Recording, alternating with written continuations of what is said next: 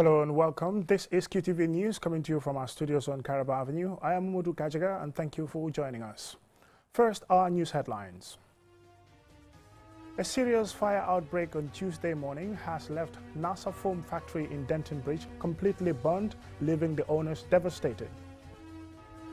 First Lady Fatoumata Barrow and Health Minister Dr. Ahmadou Lamine Samaté on Tuesday presided over the inauguration of the country's first cardiology unit at the Edward Francis Small Teaching Hospital. And in business news, Ace Yana Money Transfer over the weekend presented 5 Umrah packages to their customers to perform Umrah in Mecca. Japan International Cooperation Agency, JICA, Alumni Association The Gambia, organized a business forum for its partners and the business community. And in sports news, the 10th edition of the Farafenni Run was held on Saturday, organized by the Farafenni Marathon Association. Those were the main news headlines, and now the news in detail.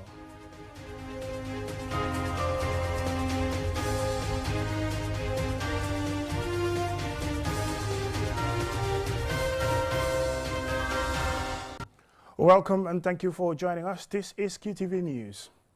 A serious fire outbreak has left NASA Foam Factory, which locally manufactures foam mattresses, among other items, completely burned. As Aliou Cissé reports, no life was lost, but there was extensive damage.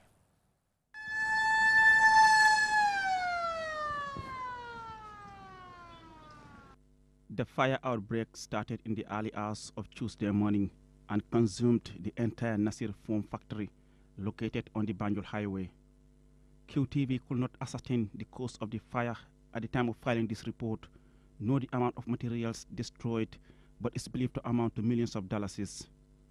The factory has operated in the Gambia for many years and has many employees and customers. The incident, which is being described as one of the worst seen in the country in recent years, caused a lengthy traffic jam. Due to the ferocity of the fire, it took the resilient firefighter several hours to put it out. Sana Dahaba, Executive Director, National Disaster Management Agency, will not speculate on the cause of the fire, as the priority at the time was to extinguish it. How will you describe this incident? Well, this is a serious economic damage. Well, you can see what's happening. Apart from the foams that are stored there, you also have other valuable material. We have generators. We have a lot of equipment inside, and all these things are destroyed. As of now, we are unable to go inside. What we can do is to allow the fire to take its course. Once the situation is under control, we can launch an investigation to find out what's the real cause of the fire at the moment. I mean, just a couple of minutes ago, I saw your men are on the ground also trying to fly drones. I mean, what's the purpose of having those drones? Well, because we don't know actually what materials are inside. There may be tanks that are storing chemicals. This is why we are flying drones over the fire to determine and see what sort of materials are there, so that we can advise the public. Because you can see the amount of traffic that's going on. Once we are able to establish, we will be of a valuable asset to advise the public not to use this road. We were unable to speak to the factory's owners, as they were in shock and aggrieved on their arrival at the scene. QTV will continue to monitor developments as more information emerge from the investigation into the matter. Reporting for QTV News, I am Aliou Cissé. First Lady Fatoumata Barrow and Health Minister Dr. Ahmadou Lamine Samaté on Tuesday presided over the inauguration of the country's first cardiology unit at the Edward Francis Small Teaching Hospital in Banjul. Aliou Cissé again. This 6-bed specialized unit will focus on the safe and accessible diagnosis and treatment of heart disease, blood vessels, and the circulatory system. With the inauguration of this well-equipped new unit, people with heart-related diseases will no longer need to travel overseas for medical treatment. Dr. Amar Al-Jafar, Chief Medical Director, Edward Francis Small Teaching Hospital, described the completion of the unit as a big achievement for the country's health sector, particularly in relation to heart disease, which was and still a big problem in the country. To thank our friend from Norway, really this is a big achievement for the patient. Thank you so much. That now we start to do diagnosis for the patient, and next step to do treatment.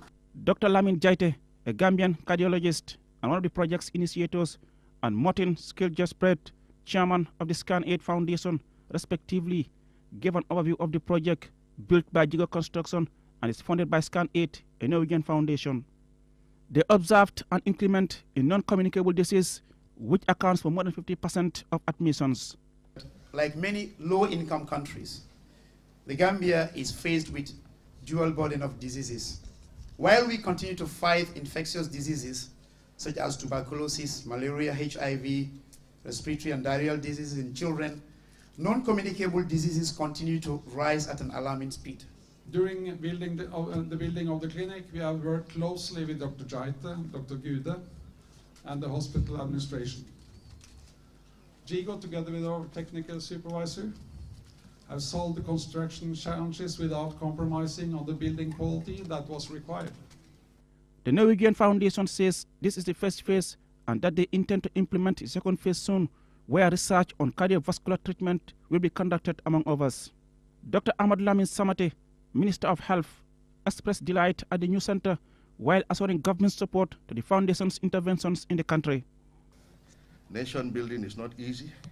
The government cannot do it alone. No government is able to build a nation alone. So we need all hands on deck. All citizens must contribute their quota to nation building, support the leadership. Supporting leadership is not politics. Supporting leadership is for the development of the country. ScanAid Foundation is also the financier of the ScanAid Nursery, lower, upper and senior schools in Brookwood, providing quality education. As the country celebrates this new center, it is hoped that those in charge of the facility will ensure its upkeep to realize the purpose for establishing the unit. Reporting for QTV News, I am Aliou Cissé. From that report by Aliou Cissé, now on to some business news.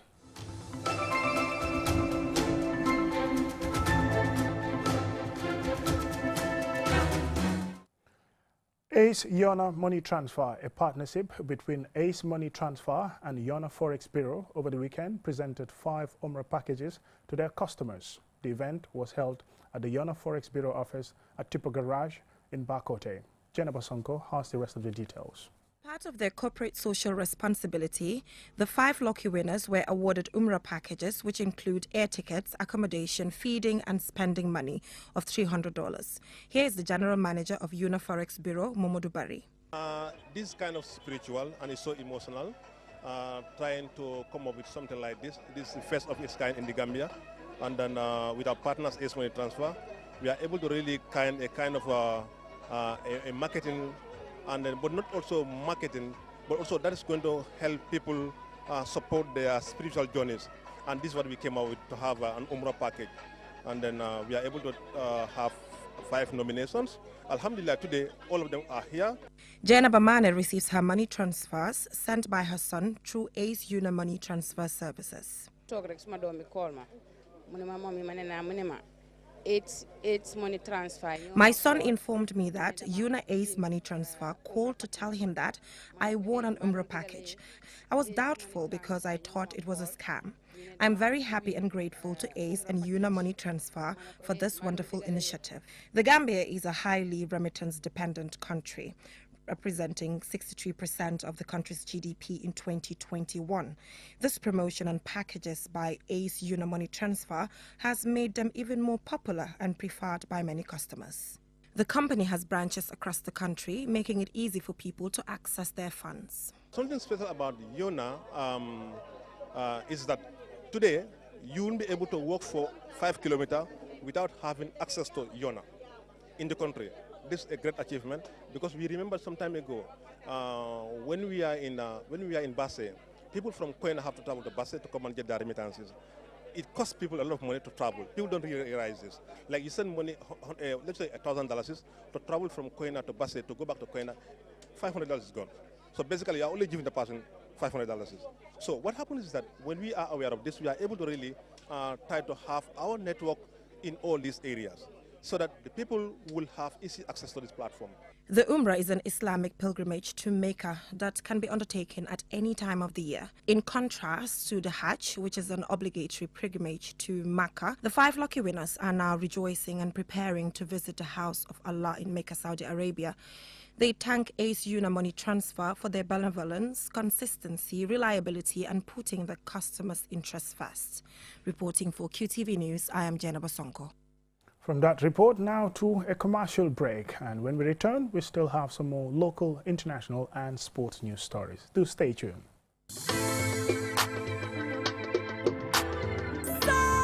In executing its mandate of collecting revenue for national development in a fair and transparent manner, the GRA will recognize and award compliant taxpayers who consistently file their returns and pay their taxes on time and present original and authentic customs documents at the annual Taxpayers Award Ceremony.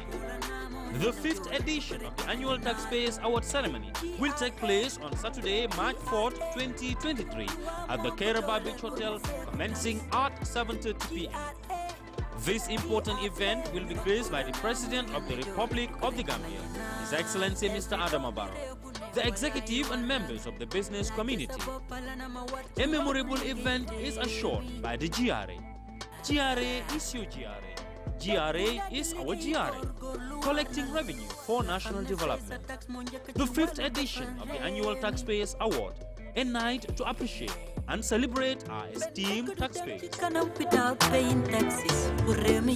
Being the Gambia's trusted network, QCell continues to provide the fastest and most reliable internet service in the Gambia. With 4G plus internet speed, you are guaranteed fast and reliable internet anytime, anywhere with QCell. Get a QCell SIM card now at any of our customer care centers and enjoy the fastest 4G internet in the Gambia. For more information, call our customer care on 111. QCell, Sunyubus, we innovate, others follow.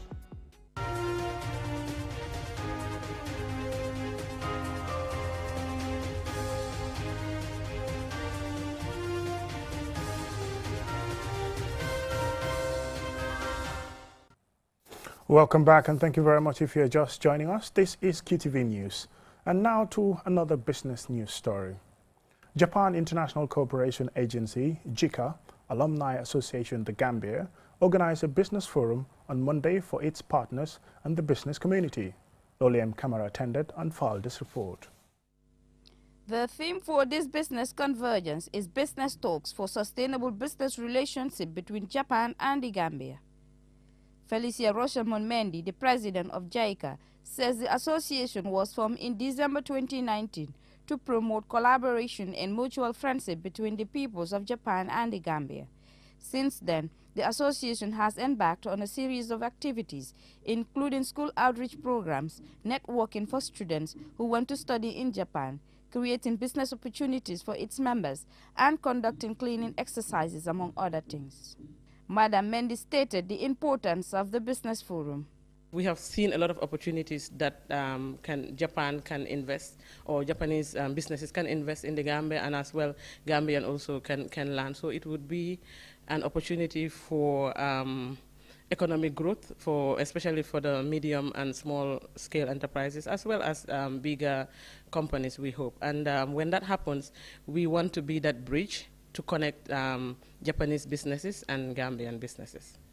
Abdul Job, JICA Alumni Association's Public Relations Officer, says Japan has long-standing cooperation with the Gambia, dating back to the 1970s. Mr. Job called on members to be united for the betterment of the association. Babukar Saho is the Director of Business Development and Programs at GCCI and a member of JICA. Well, it's a very laudable initiative, and we would need more of this. Because once we engage in more of these forums, we get to know exactly the type of investment framework and business environment that we have going on, and also that which is required by investors that are spread all over the world, including Japan. So it's one thing to have an investment framework to attract. It's also another thing to understand what investors are also looking out for. So that is why platforms like this help us to merge the two and find a middle ground that works for everybody. Jundu Baji, Business Development Manager at the Gambia Investment and Export Promotion Agency, GAIPA, gave a presentation on the topic, Investment Opportunities in the Gambia. Modu K. Mane, senior economist at the Ministry of Trade, also gave a presentation on how to start a business in the Gambia, and Ike Sasaki, CEO of iPlanning LLC in Japan, gave a presentation on the topic, Understanding Japanese Business Culture. Members and participants discussed and shared experiences with their Japanese counterparts who joined the meeting virtually. Alaji Bakari Sise, secretary of the association, gave the vote of thanks. For QTV News, Lolly M. Kamara. And now to international news.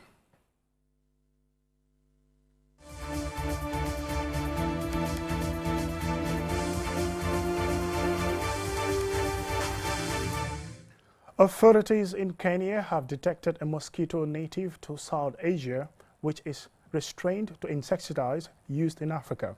Experts from the Kenyan Medical Research Institute identified the new strain during routine surveillance in the northern Masahabi County. Mohamed Balde has more. The species identified is known by its scientific name Anopheles stephensi and is a species native to parts of South Asia and the Arabian Peninsula. This specific vector was first found in Africa in Djibouti in 2012 and as well as in Kenya has since been detected in Nigeria, Somalia, Sudan and Ethiopia. Anopheles stephensi can thrive in both dry and rainy seasons and can breed anywhere, making it particularly difficult to defend against. Data from hospitals in Marsabit County also showed an increase in malaria cases, and experts are concerned that malaria transmission will now continue all year round instead of being seasonal.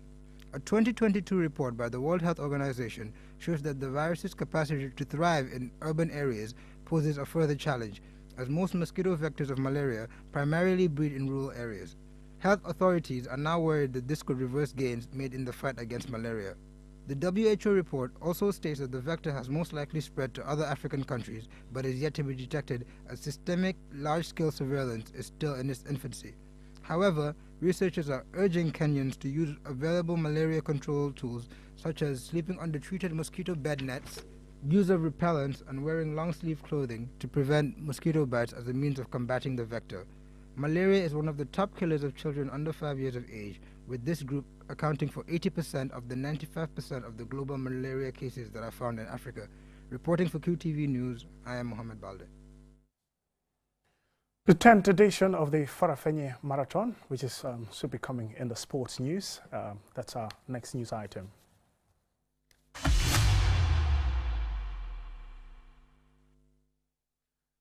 The 10th edition of the Farafenni Marathon was held on Saturday and organized by the Farafenni Marathon Run Association.